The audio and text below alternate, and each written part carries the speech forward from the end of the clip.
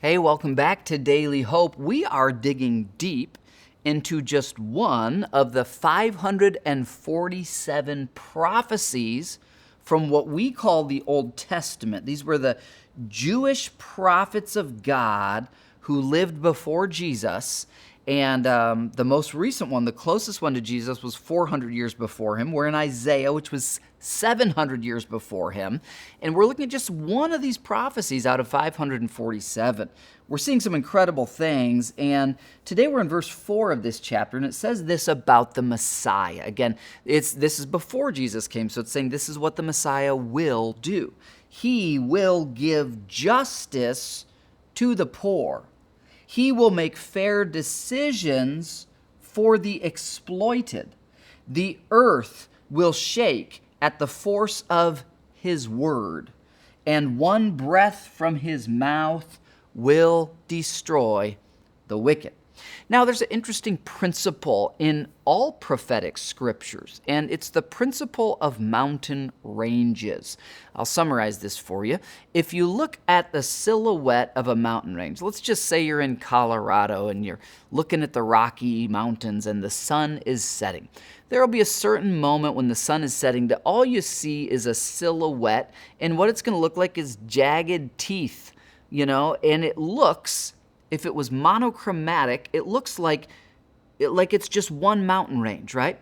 But in the light of day, or if you were to fly above it in an airplane or a helicopter, what you'd see is there's a mountain here, there's a mountain here, there's a mountain back here, there's a depth. And there's actually multiple mountain ranges overlapping each other. Does that make sense? Well, with prophecy, we get this really interesting principle. A lot of prophecies happen more than once. It's really interesting because something like Jesus fulfilling those 547 prophecies that we've been talking about, the likelihood of one person ever fulfilling that, there's a physicist who did the math on that, and it's like, 1 to the gazillionth or something. It's totally impossible. But when it comes to end times and events, there are certain prophecies that occurred once during Jesus' first coming and will occur again at his second coming. And sometimes when we get these prophetic passages, so verse 4, he will give justice to the poor. Has that happened yet? Well, yes, it has happened. There were many poor people that Jesus ministered to. And then Jesus' movement, Christianity, which is now the largest movement in human history, is known for caring for the poor. If you ever see someone, a Santa, ringing a jingle bell in December, raising money for the poor, those guys are with the Salvation Army, which was started by a Christian pastor and his wife, William and Catherine Booth, to be an army of people telling the good news of salvation to the poor. And that's just one ministry. The Goodwill was started by another pastor. So more has been done to help the poor through Jesus' movement than through any other movement in human history. So in one sense, we could say that has been fulfilled.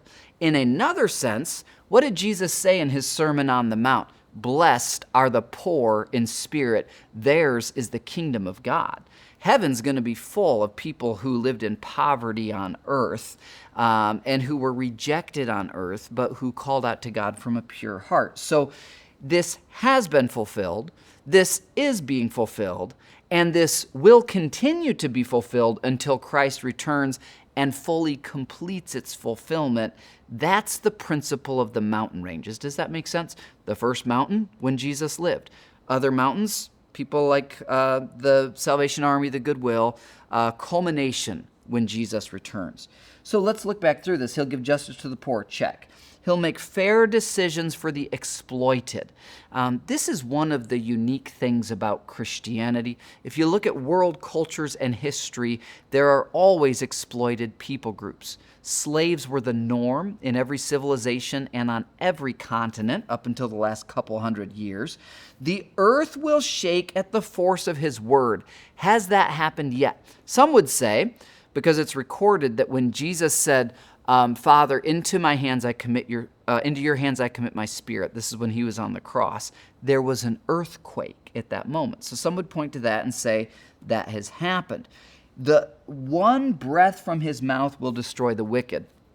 I don't think that's going to happen until the book of Revelation, when it's described in the end times, when Jesus sentences Satan and all the demons who are causing so much suffering to suffer in the lake of fire for all eternity, which, by the way, is designed for those demons. So, okay, I could go on and on here. It's amazing how much prophecy is here. We're only 4 verses in. This chapter is so rich. I've got more for you tomorrow. I'll see you then.